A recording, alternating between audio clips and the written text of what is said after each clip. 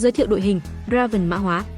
Thành viên chủ chốt cần có Draven, Senna, Jerry, Renekton, Sejuani, Zed, Jax, Galio. Thành viên core, Draven, Zed, Sejuani. Trang bị buộc phải có vô cực kiếm, Sojin. Cách build. Ở những cấp độ đầu tiên, sử dụng mã hóa và chơi theo chuỗi thua để tích số và eco kiếm vàng nếu không có trang bị phù hợp. Khi chơi theo chuỗi thua, có thể thua đến giai đoạn 4 và nhặt những trang bị phù hợp cho Draven và Zed, ôm toàn bộ Draven có thể. Nếu mất chuỗi thua, cần cân nhắc lấy vật phẩm từ mã hóa sớm và tăng tốc trận đấu. Đến giai đoạn 4, lấy vật phẩm từ mã hóa và roll để xây dựng đội hình như ở đầu bài viết. Chỉ sử dụng Jerry carry nếu có 2 Gisu và trang bị công nghệ cao phù hợp là tụ điện bất ổn. Nên roll kiếm Draven, Senna hoặc Galio lên 3 ở cấp 8. Kết.